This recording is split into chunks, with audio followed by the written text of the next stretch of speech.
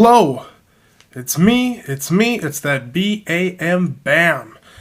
I'm back today with my first ever Pokemon TCGO video, and today I'm going to do a deck analysis on Mega Mewtwo Y. I'm going to tell you why I think this is possibly the best deck in the standard format, and later today in another video, you're going to see some gameplay.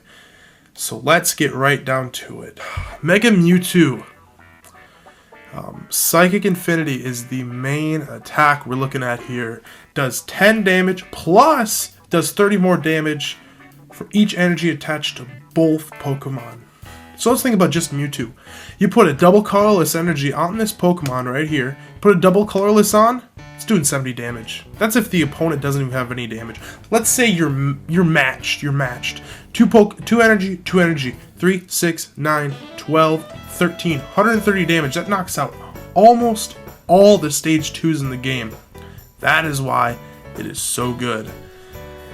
Yeah, Mewtwo really does know how to play. So one thing I really do like is I have all the different standard arts. I got the promo, the standard, this is the secret rare, and then you got the full art. But let's look at the secret rare. They're all the same.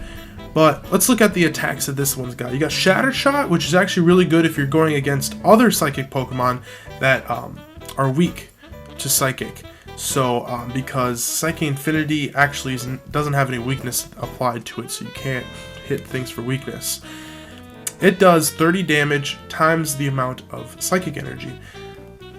Not that good. It's okay. If it was on both Pokemon, like 30 times the amount of energy on both Pokemon, that'd be crazy. But damage change is the one we're looking at, and it's the reason why this deck is so good.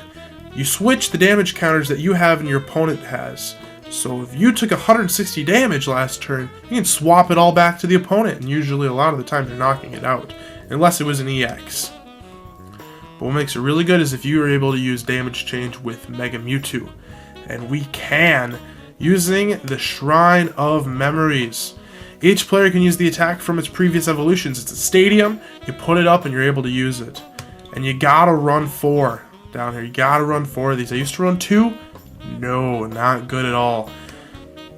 So if you end up getting 200 damage on your Mega Mewtwo, you can just use damage change and put 200 damage on them. How about that? That's for 3 energies. 3 energies. You gotta make sure you have the right attack cost. You can't go double colorless and a psychic. It has to be 2 psychics and a colorless. So that is a bit too bad, but that's how it goes. So that's how you're going to be attacking Pokemon. For setup, I run 1 Shaman. It's because I only own 1 Shaman. I wish I owned more, but it's really too bad. If I did own more, I'd run 2 Shaman. 2 Shaman is plenty enough in this deck because you're going to start Shaman quite a bit, which is really too bad. Then you got Hoopa. Hoopa gets out 3 Pokemon.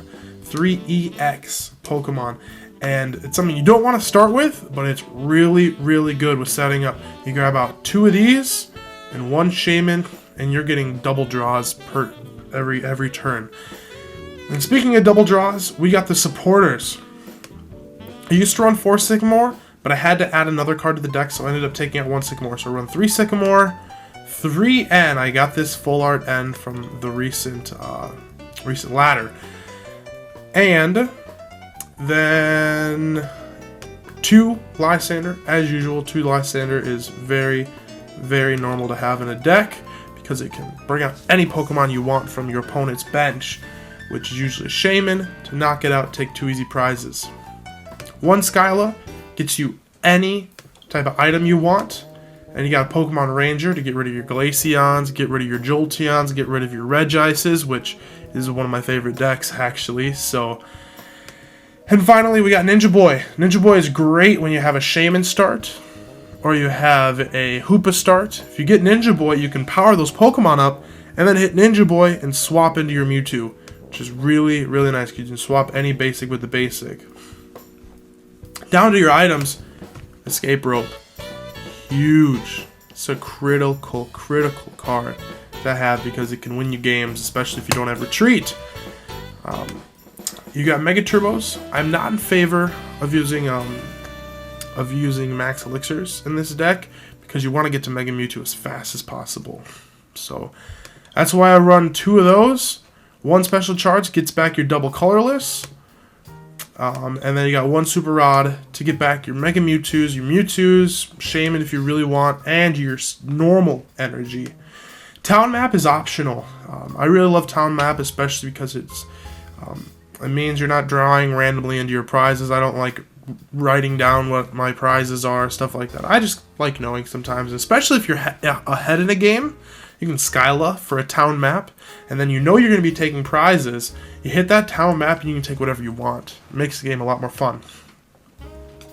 3 trainer males, 4 sometimes is a bit too much, but 3 is solid. Gets out these guys if it's within your first 4 cards. Only 3 Ultra Balls. A lot of people just play 4 straight Ultra Balls because it's so good. It discards stuff. It kind of thins out your deck, but I only run 3 because once you get a Hoopa Shaman, you're pretty much set with your Pokemon. All you're going to need Ultra Balls for is getting your Mega Mewtwo's. And usually when you Sycamore, and you're going to get at least one of them. Yep, already went through Skyla. And now we get down to our stadium. Oh, and I run a Hex Maniac that gets rid of your Carbanks, gets rid of Greninja for a turn. Really good stuff. Until Giratina comes out, and I'm probably going to put Giratina in this deck. I know that PTCG Radio actually did a video on that one recently. Versus Seekers, you gotta run 4. Some people run 3, I run 4. Just to get up those supporters. It's huge. Parallel City, I run 1 of them. And this is just to destroy Rayquaza. I was thinking about building a Rayquaza deck, but I figured this deck would be better because of Parallel City. Parallel City destroys Rayquaza, and I'll talk about that later. Then you got your 4 Shrine of Memories that you really need. I run 1 Floatstone, just so I can have a free retreat Pokemon, whether it goes on Shaman, whether it goes on Hoopa, one of those 2 Pokemon. Then you got your Spirit Links. Usually it would end your turn to have to Mega Evolve. With this, you don't have to end your turn. Really, really nice. And finally, double colorless, you gotta run 4. And me, I run 8 energy. 8 energy. One of the things you're gonna come to notice is a lot of people like to run like 20, 20, 20. That's really bad. 20 energy? Not that good. 20 Pokemon. That is way too much. The biggest way to flow cards well is to run a lot of items, run a lot of trainers. And that's what most decks in the standard format do. So that's what I got for the deck profile. And hopefully you'll come by later and you'll watch the full video, watch all the matches. And I hope to see you guys later tonight. Take care.